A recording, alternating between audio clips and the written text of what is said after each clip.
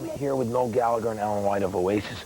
Good to have you guys here. Nice one. Excellent. Good to have you back as well, Noel. And you got a new album you've recorded called Be Here Now, which is going to be out, I guess, what, September, end of August?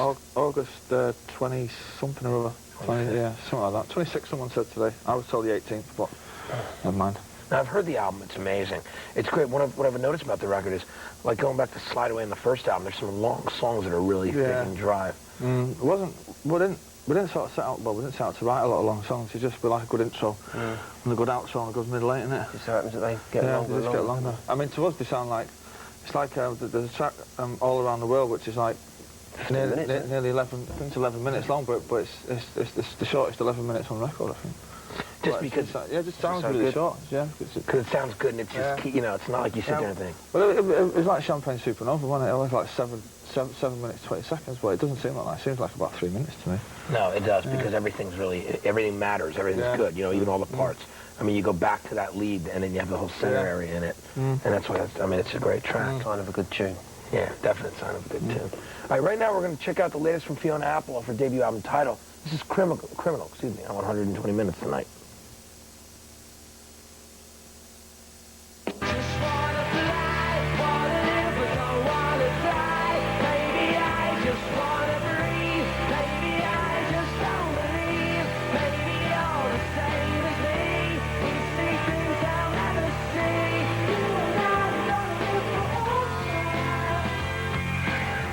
Welcome back to 120 Minutes. I'm here with Noel and Alan of Oasis. There's some other things that are on the album that people really enjoy. What I notice about the record is it's got a lot of new, heavy, long songs too, but there's some beautiful, mellow things too. Ballads like the song Stand By Me, which is Stand By Me and Don't Go Away, I think it's the other sort of ballady one. Yeah, well, I've written them songs they're maybe about a year and a bit old now. But I think that this record is... I remember talking to you a few years ago and I was saying that the first 3 albums are sort of should be part of one big box set, and I think after this album we're gonna definitely gonna try and get away from using big string sections and writing big long ballads and maybe do, I don't know. Everyone's doing that now, aren't they? Yeah, because everyone's doing it now in England. Everyone's got a string section and a brass section trying to sound like Burt Bacharach and all. Yeah, kind of following your lead. Yeah, so I want to do some like Psychotics, Jimi Hendrix, psychedelic funk workout or something like that maybe. Or jazz. Nice. Now, Burt Bacharach, speaking of which, you see that picture on the cover, definitely, maybe. Yeah. So were you a big fan of his? Was it something like your mom was into too? No, yeah, I think the thing about Bacharach is it's quite subliminal, because I remember a few years back someone said to me, have you ever heard of Burt Bacharach? And I said, no, I'd never heard of him. And then they played me his greatest hits, and I'd heard every single song and knew all the words. So it was like, you don't actually know who he is, but you know what he's done. Yeah. But I got to play with him in England about a year and a half ago. He came to England to do, he'd done one concert, and I got up and sang This Guy's in Love with You with him, which was... Great tune. Oh yeah, it's one of the best, yeah. But he's all right, old Burt. Yeah, it's very cool, actually. His mate Ernie's pretty good as well. Al David is right? Right now we're going to check out the latest from Man Break. The video was shot in London by director Nick Egan, who also did the Oasis videos for Live Forever and Supersonic version 2. From the album Come and See, this is Man Break, Ready or Not on 120 Minutes tonight. Here and I'm hanging out with Noel and Alan of Oasis. You know, one of the amazing things about your writing, Noel, and about the band is how prolific I think the band is.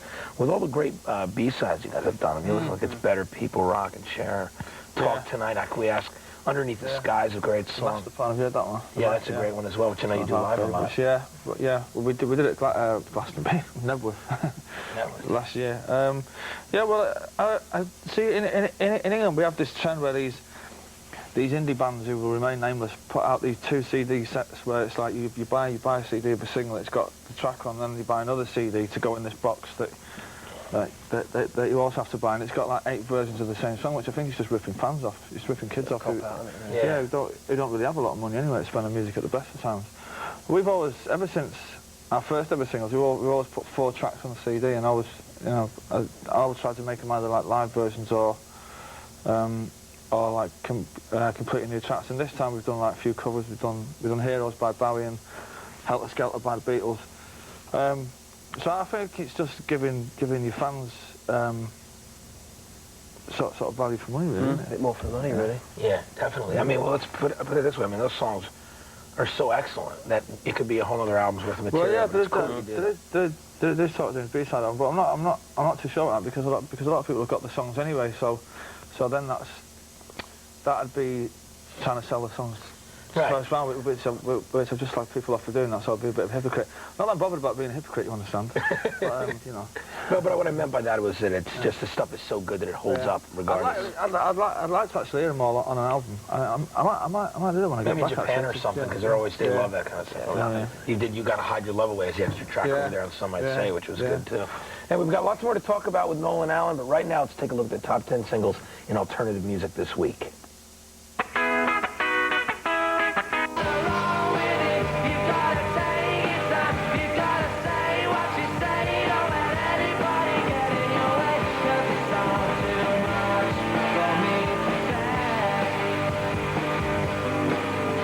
Welcome back to 120 Minutes. I'm Matt Pinfield here with Nolan Allen of Oasis. Their new album, Be Here Now, comes out at the end of August 26th, and it's an excellent record. I've been lucky enough to get to hear it. Now, recently, you got married, Noah, which is very cool. Yeah. You and Meg got married in Vegas about a week ago, right? Yeah, it's Thursday the 5th of June, see, I did remember. By Elvis was there, thank you very much. Elvis impersonator, right? Yeah. Was there a Beatles team played there for you guys as you I think, yeah, they played some, the geezer was playing them on the piano in the background, and I can't remember. I think This Boy was one of them. Yeah. Can't Buy Me Love, which of course is not true. Right, exactly. It's also, neither of those are like appropriate wedding songs, man. It's like, do something else, like do some In My Life or something great, But, and then of course Liam has as well. Yeah, he has. Now, when you were doing this album, I mean, I know you had been through all the touring things, and you did the Nebworth show. Let's talk a bit about that. I mean, that was amazing. How did that feel to be playing for, the biggest audience ever in English history? Well, it was all over so quickly because you're so excited about it, and it's just like that amount of people, it was like, hang on a minute, there's a lot of people out there, but I buzzed off it, I thought it was great, It was great. It was good to do it at the time because it was, when we started the band, we always wanted to do the biggest gigs, and we always wanted to be the biggest band in the world. I mean, it's something that we'll never do again because unless you actually play 225,000 people in, which is like in the field that you can't even see the other side of, you don't even know how bizarre it actually looks for a start because you can only see the first 50,000. You know what I mean? And even that in itself sounds like really stupid to say that, but it's true. The rest is just in complete darkness. And it rained all day as well. And then people really didn't seem to care, right? They were just singing every song. Yeah, but it was just too big. I mean, I prefer playing indoors anyway, where you can get nice cup of tea, warm cup of tea. And an atmosphere thing too. It's kind of like a close-up. Create an atmosphere and sort of you can hear the crowd as well. Whereas it was out there when like you finished the song, you could see they were all clapping, but you couldn't hear it because you were so far away from on the stage. Yeah.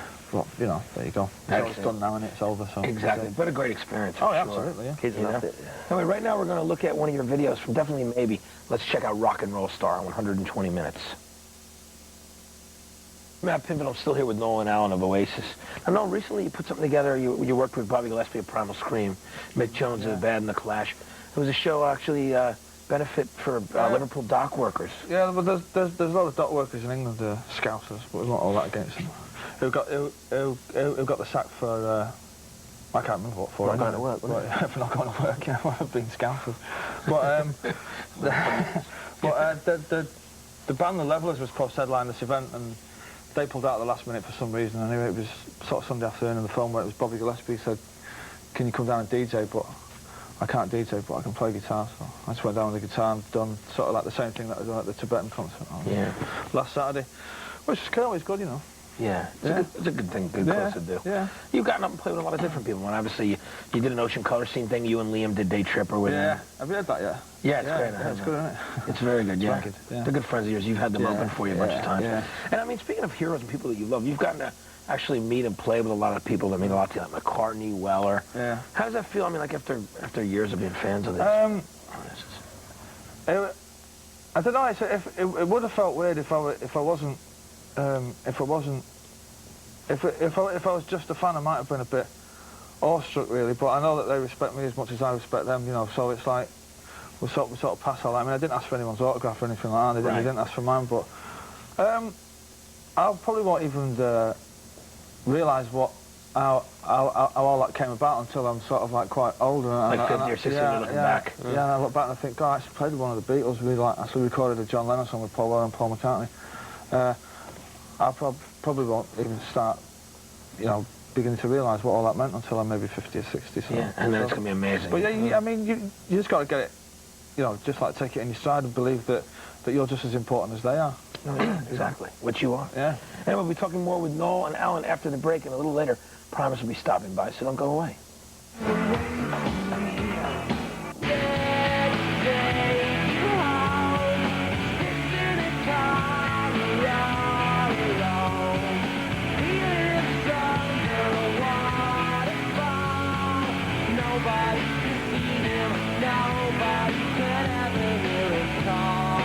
Welcome back to 120 Minutes. I'm Matt Pinfield, and I'm here with Noel and Alan of Oasis. Now, on the new album, Be Here Now, you worked with Owen Morris again. Yeah. Tell me a bit about, I mean, you've been very... about Owen Morris. The luckiest man in show business. Yeah, because it's actually me that produces all the stuff. He goes to the pub with them. And that's basically what it is, just try and get him out of bed. You're either trying to get him into bed, or not into bed in that sense, kids. I'm trying to put him to bed so he can be up the next day, or trying to get him out of bed because he's been in bed for 3 days, but he's fat, he's Welsh and he's lazy, but we love him.